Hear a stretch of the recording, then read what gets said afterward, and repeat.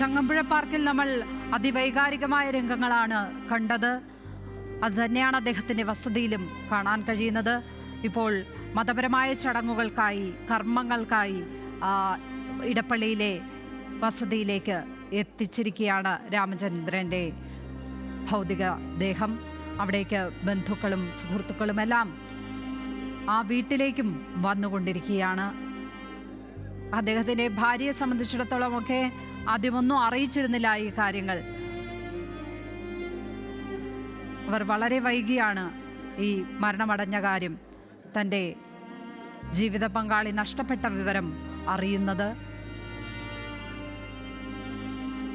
എങ്കിലും ആ കുടുംബം വളരെ ധൈര്യസമേതം തന്നെയാണ് അത് നേരിടുന്നത് എന്ന് നമുക്ക് മനസ്സിലാക്കാൻ കഴിയും. അഗാധമായ ദുഃഖത്തിലും അവർ അതിനോടെല്ലാം പിടിച്ചു നിന്നുകൊണ്ട് ആ മോശം സാഹചര്യത്തെ മനസ്സിലാക്കി ഇടപെടുന്ന കുടുംബാംഗങ്ങളാണ്.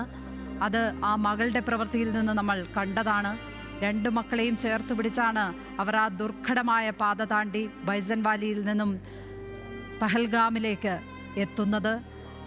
അത് അവർ പറയുമ്പോൾ നമുക്ക് അത് എഴുന്നേറ്റ് നിന്ന് സല്യൂട്ട് ചെയ്യാൻ കഴിയുന്ന അങ്ങനെ തോന്നുന്ന ഒരു ധൈര്യമാണ് ആരതി കഴിഞ്ഞ ദിവസം ആ വാക്കുകൾ അവർ പറയുന്നതിലൂടെ, അവർ ചെയ്ത പ്രവൃത്തിയിലൂടെ നമുക്ക് തോന്നുന്നത് അതാണ്. അത്രയ്ക്കും ധൈര്യസമേതം ആ മോശം സാഹചര്യത്തെ മനസ്സിലാക്കി അവർ പ്രവർത്തിച്ചു എന്നുള്ളത് ഒരു മകൾ എന്ന നിലയ്ക്ക് അവർ ചെയ്ത കടമ അത് എത്ര എടുത്തു പറഞ്ഞാലും മതിയാകില്ല.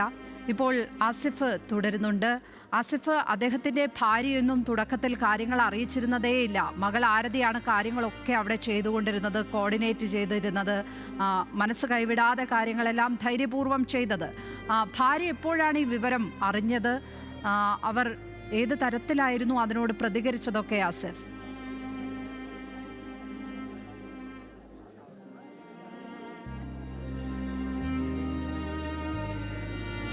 വിവരം അറിയിച്ചിട്ടുള്ളത് ഭാര്യ ഷീലയോട് അദ്ദേഹത്തിന് ചില പ്രയാസങ്ങളുണ്ടായി, ആശുപത്രിയിലാണ് എന്ന തരത്തിലായിരുന്നു ആദ്യഘട്ടത്തിൽ അറിയിച്ചിട്ടുണ്ടായിരുന്നത്. അതിൻ്റെ ചികിത്സയ്ക്കും മറ്റുമുള്ള കാര്യങ്ങൾക്കായി ആണ് മകൾ ഹോട്ടലിൽ നിന്ന് മാറി നിൽക്കുന്നത് എന്നുള്ള കാര്യമാണ് ആദ്യഘട്ടത്തിൽ അറിയിച്ചിട്ടുള്ളത്. അതിനുശേഷം മകൻ കൂടി എത്തിയതിന് ശേഷമാണ് അവരാണ് ഈ കാര്യങ്ങൾ അദ്ദേഹത്തിൻ്റെ ഭാര്യയെ പറഞ്ഞ കാര്യങ്ങൾ ധരിപ്പിച്ചത് എന്നുള്ളത്. ഇന്ന് രാവിലെ മോർച്ചറിയിൽ മൃതദേഹം വെച്ച സമയത്ത് അദ്ദേഹത്തിൻ്റെ ഭാര്യയും മകൾ ആരതിയും കൂടിയാണ് അവിടെ എത്തിയിരുന്നത്. ആ സമയത്ത് നമുക്ക് കണ്ടുപോയി നിൽക്കാൻ പോലും കഴിയാത്ത രംഗങ്ങളായിരുന്നു. കാരണം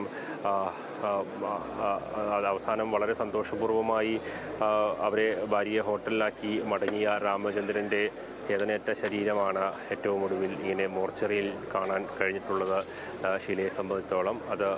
അതുകൊണ്ട് തന്നെ അത് താങ്ങാൻ കഴിയാതെ അവർ പൊട്ടി കരയുന്ന രംഗങ്ങളടക്കം നമുക്ക് മോർച്ചറിയുടെ മുമ്പിൽ കാണാൻ കഴിഞ്ഞതാണ്. അതുപോലെ തന്നെയായിരുന്നു പൊതുദർശനത്തിന് വെച്ച ചങ്ങമ്പുഴ പാർക്കിന് സമീപത്തു നിന്നുമുള്ള കാഴ്ച.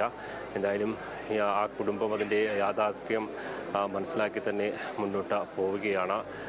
ഈ രാജ്യത്ത് ജനിച്ചു പോയി എന്നുള്ള ഒരൊറ്റ കാരണത്താലാണ് ഭീകരവാദികൾ അദ്ദേഹത്തിൻ്റെ ജീവൻ കവർന്നിട്ടുള്ളത് എന്നുള്ളതാണ്.